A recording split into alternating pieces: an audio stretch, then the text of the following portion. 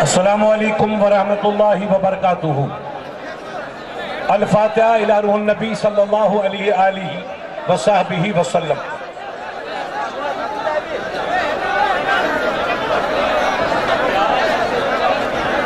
ان اللہ وملائکتہ یصلون علی النبی یا ایہا الذین آمنوا صلوا علیہ وسلموا تسلیما۔ اللہم صلی علی سیدنا محمد وعلی آل سیدنا مولانا محمد وبارک وسلم۔ صلاۃ و سلام علیک یا رسول اللہ، صلاۃ و سلام علیک یا ابن رسول اللہ۔ سبحان ربک رب العزت عما یصفون وسلام علی المرسلین والحمد للہ رب العالمین۔ الحمدللہ رب العالمین والصلاة والسلام علی رسول رب العالمین وآلہ الطیبین واصحابہ المطہرین اجمعین، اما بعد۔ فاعوذ باللہ من الشیطان الرجیم، بسم اللہ الرحمن الرحیم۔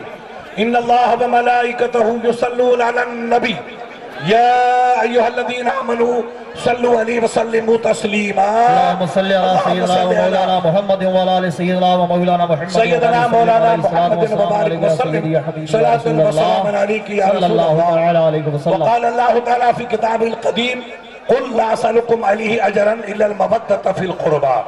صدق اللہ العلی العظیم وصدق رسول النبی الامین الکریم ونحن علی ذلک ما قال من الشاہدین والشاکرین والحمد للہ رب العالمین۔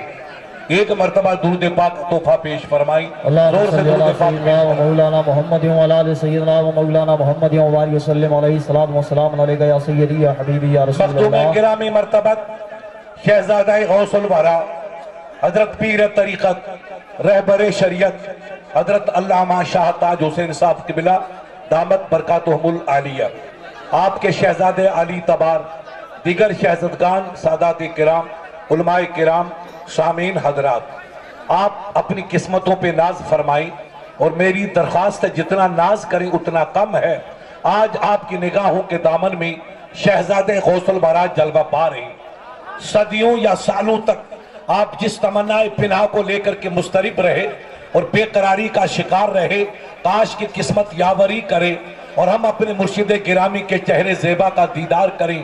رب کریم نے آپ کی خفتہ قسمتوں کو بیدار کیا اور آپ کی پارینہ اور دیرینہ تمناؤں کو شرف قبولیت سے نوازا اور شہزادہ غوث الورا آپ کی نگاہوں کے سامنے جلوہ پا رہے۔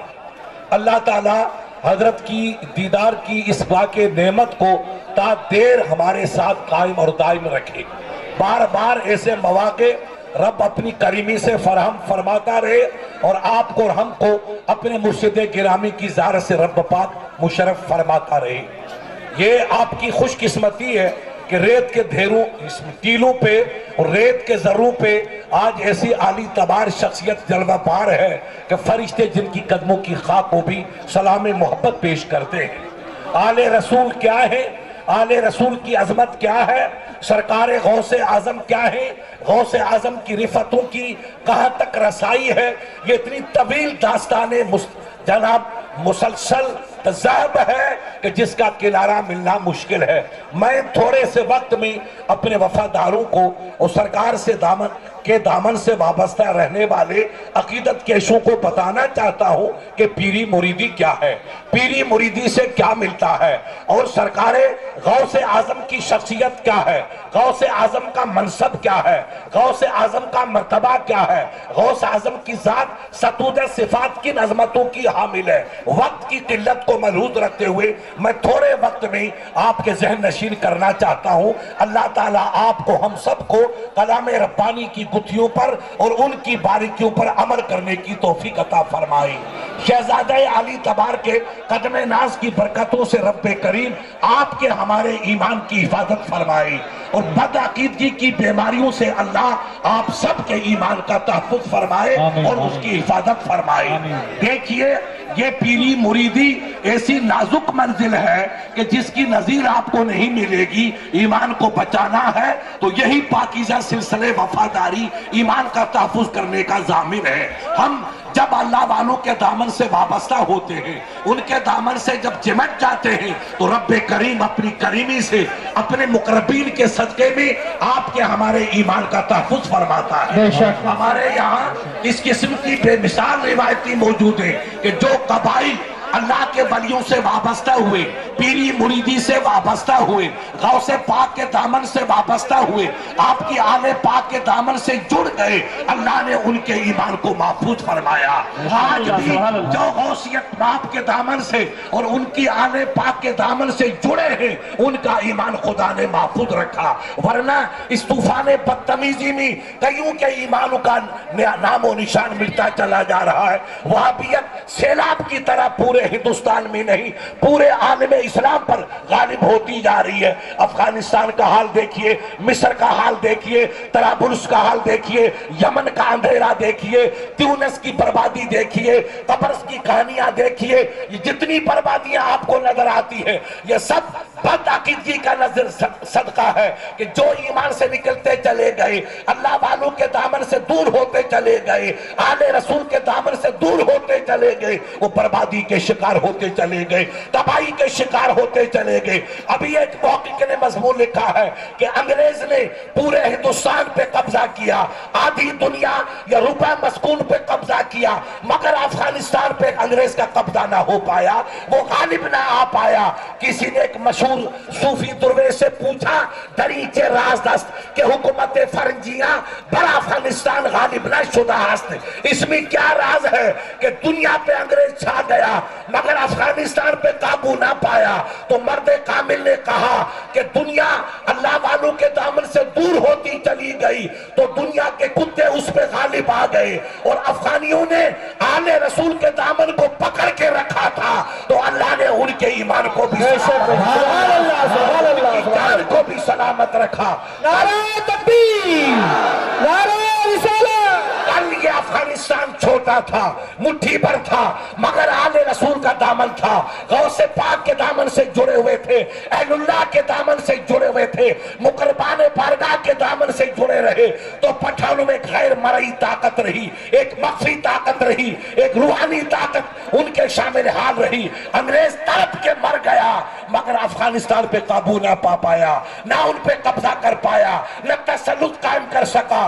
یہ اس اللہ کے ولی نے کہا یہ پٹھانوں کے بازو کی طاقت کا ثمرہ نہیں ہے، یہ آل رسول کے قدموں کی برکت کا ہی ثمرہ۔ یاد رکھیے، خاموشی سے سنیے، نعرہ بارہ میرے یہاں کم رکھیے، جب تک ہم آل رسول کے دامن سے جڑے رہے، ان کے دامن سے چمٹے رہے، قسم اپنے رب کی ہم دنیا پہ غالب رہے۔ کبھی دہلی کا تخت تمہارے قدموں کو سلام کرتا رہا، کبھی لال قلعے کی زنزریاں تمہیں پیار کرتی رہی، کبھی قطب مینار کے مینارے تمہیں صفا کا سلام کرتے رہے۔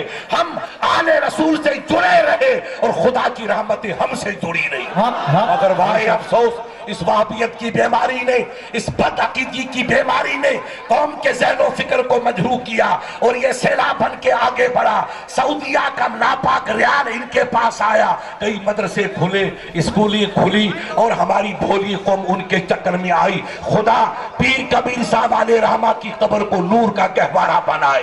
یہ مرد درویش صفت نہ معلوم کہاں سے چل کے بڑی خاموشی سے اپنے علاقے میں آئے۔ میں دور رہتا ہوں، دنیا میں جاتا ہوں، ادھر میرا آنا کم رہتا ہے۔ یہ مرد کامل کا صدقہ کہ وہ رب کا ولی چلا، یہاں ادارہ قائم کیا۔ آج سرکار پیر صاحب قبلہ نے، شہزادہ غوث الورا نے، تاج العلماء نے، تاج السادات نے اس منزل دربا کو دیکھا تو محبت سے پورے علاقے کو دعائیں دی، پیر صاحب علیہ رحمہ کو دعائیں دی۔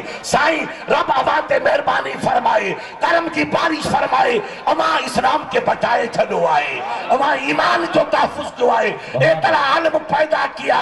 انشاءاللہ ہر نہ سنیت کریج گوا کے یلغار کوئی کرے پائیں دو، نہ اسلام کی پاکیزہ تعلیمات پہ کوئی حملہ کر پائے گا۔ یہ حضرت کی دعائیں سرکار پیر کبیر صاحب علیہ رحمہ، ان کے شہزادے علی تبار کی پرخلوص کاوشوں کو سرکار نے سلام فرمایا اور دعاؤں سے نوازا۔ آپ یہ ادارے قائم رکھیں، ان میں اپنے بچوں کو بھیجیں، تعلیم سے جڑے رہیں، وہابیت کی بیماری سے خدا کے لیے اپنے آپ کو دور رکھیں. آج پیر صاحب قبلے سے پوچھئے, آپ لندن جائیے, امریکہ جائیے, افریقہ جائیے, سینکڑوں عالم پیدا ہوئے. پاکستان میں شاہ عبداللطیف بھٹائی علیہ رحمہ سے لے کر کے مولانا ہاشم نگر ٹھٹائی علیہ رحمہ سے